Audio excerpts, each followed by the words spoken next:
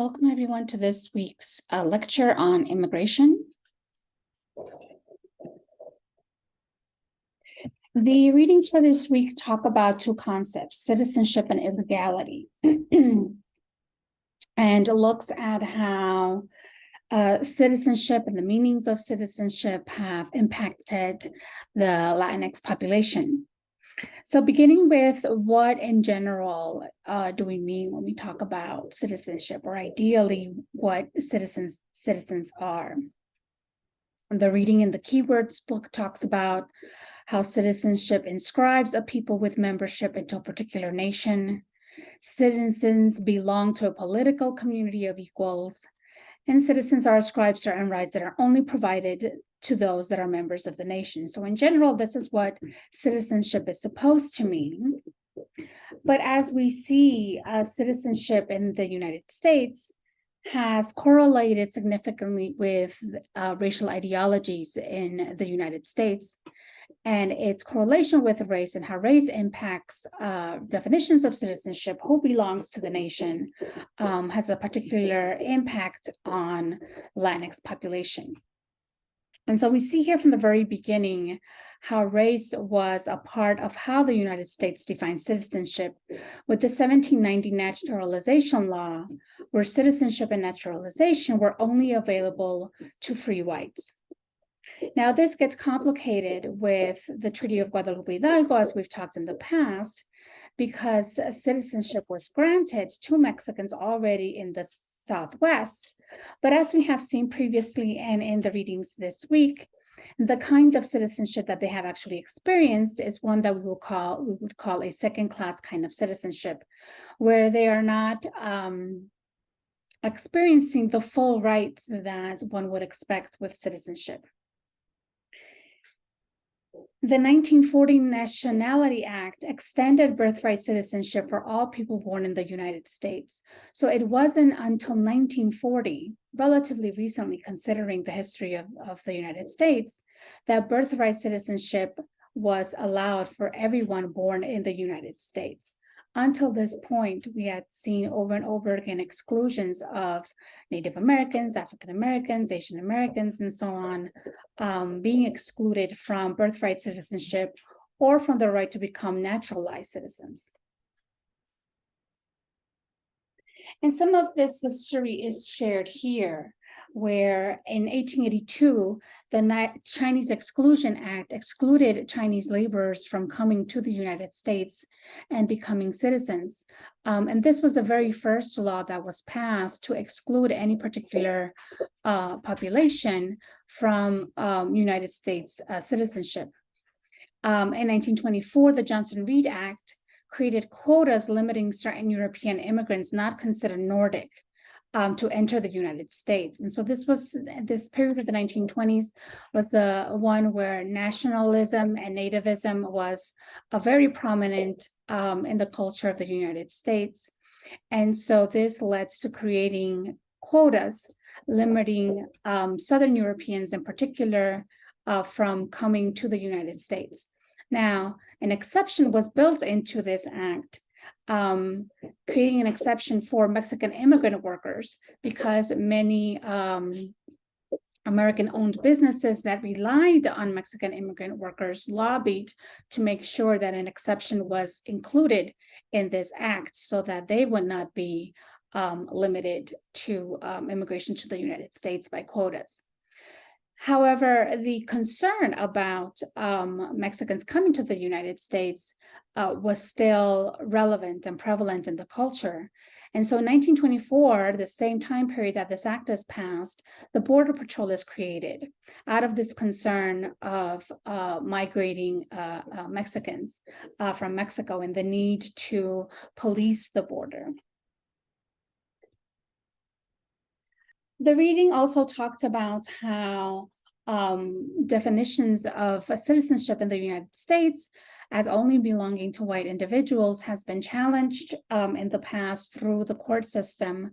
One particular case they talked about relevant to Mexican citizenship into the United States was the Ricardo Rodriguez case of 1897. where he appealed to the court in Texas to become a naturalized citizen and gain his right to vote. Originally, his application for naturalization had been denied on the basis that he was not a white person. His lawyer, however, argued that he was granted whiteness through the Treaty of Guadalupe and Hidalgo and thus qualified for citizenship rights. And so he was able to, the court ruled in his favor, and so he was able to gain naturalization and gained a right to vote in the United States, because they essentially, through this court case, defined Mexicans in this region as being white. However, that was not sort of the last word on the racial definition of Mexican Americans. As we saw in 1930, the Census Bureau defines Mexicans as a separate race that is not white. So it has been a consistent experience for the Mexican American community in its history in the United States to have to constantly deal with their racial identity and how whatever particular racial identity is ascribed to them impacts whether they are perceived as legitimate citizens of the nation or not, and whether they have rights as citizens in the United States or not. We also see this definition of citizenship being complicated by Puerto Ricans once the United States acquires Puerto Rico through the 1898 Treaty of Paris. These questions keep arising about the population there and whether they have rights to citizenship, to American citizenship or not.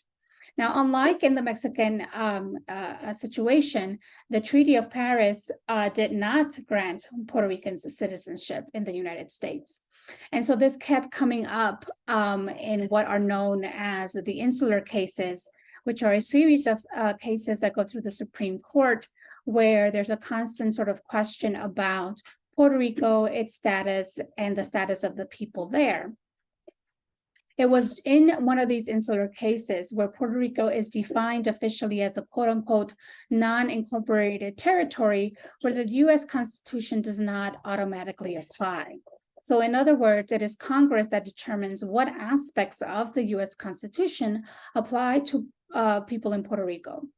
In 1917, American citizenship is granted to Puerto Ricans, but still without automatic constitutional rights. And this is a citizenship that was imposed on the people of Puerto Rico. They were not asked if this is something that they wanted. There was no referendum or any ability for them to express whether this was something they wanted or not. It was just summarily granted by the Congress of the United States, which itself has raised, right, a number of questions, particularly when it comes to what applies and doesn't apply to Puerto Ricans in the island. The 1922 Balzac Supreme Court case decided that the constitutional right to trial by jury did not apply in Puerto Rico, for example. So there have been, even though it was assumed that the 1917 Jones Act granting American citizenship would kind of be the answer to all these questions that had arisen about the status of people in Puerto Rico, as we see these questions keep arising about what constitutional rights are applicable or not to people in Puerto Rico, even though they have American citizenship. The other chapter in the keywords text talked about the term illegality and how it's not what is legal, who is in the country legally or not, shifts over time, which contributes to the complications of Latinx being able to achieve a sort of certain definitive sense of belonging in the United States. The term illegal confers upon Latinx images of criminality and immoral character. So using the term illegal to talk about the Latinx population doesn't only stay limited to just talking about their immigration status in the United States or their documented or undocumented status in the United States, but it has these additional assumptions, right, that are tied to the population. The laws consistently shift, which can change a person's legality from legal to illegal at any different point. One example being the Illegal Immigration Reform and Responsibility Act of 1996, which expanded the list of crimes for which undocumented and permanent legal residents could be deported.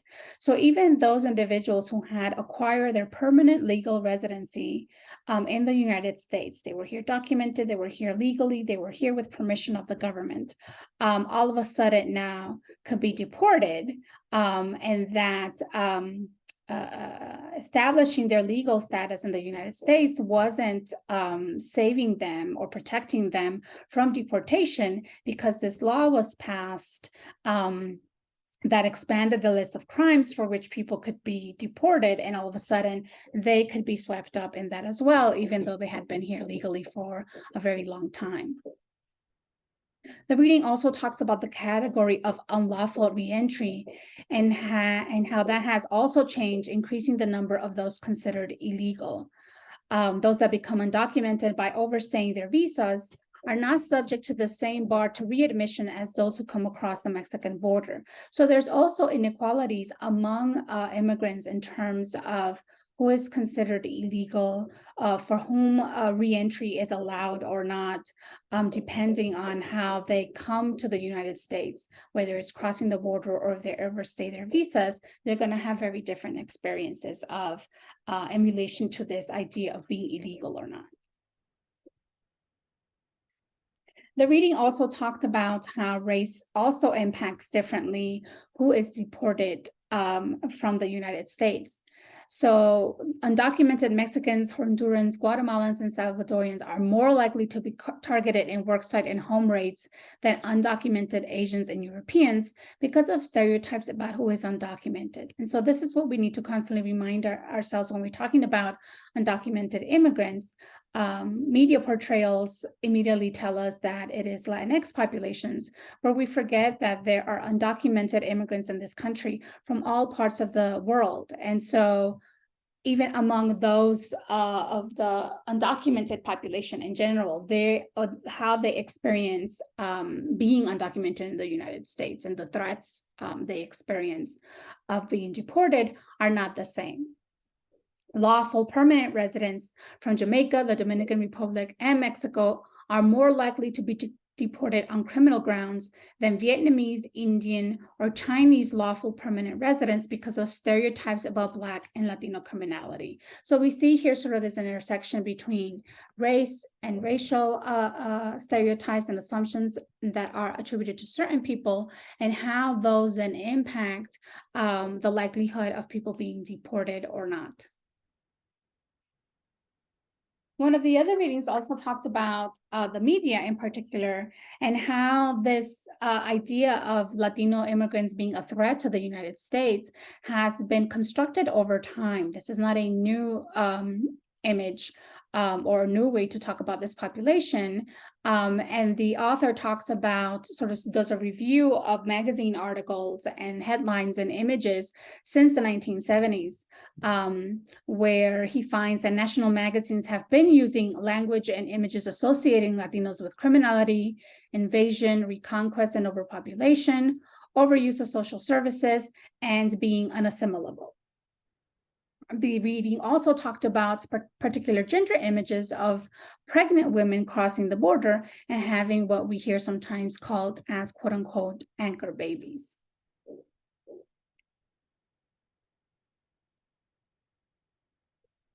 Now, while a lot of the language in many of these articles and even in news media today talks about immigration, right? People coming here without documentation, and those particular individuals being perceived as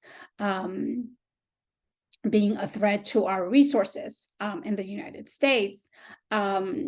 what we find is, in looking at some of the language used, that it's not just about those that come here as immigrants, but that this is a language that is used to talk about Latinos in general, whether they are immigrants, whether they've been here for hundreds of years, whether they're citizens or not.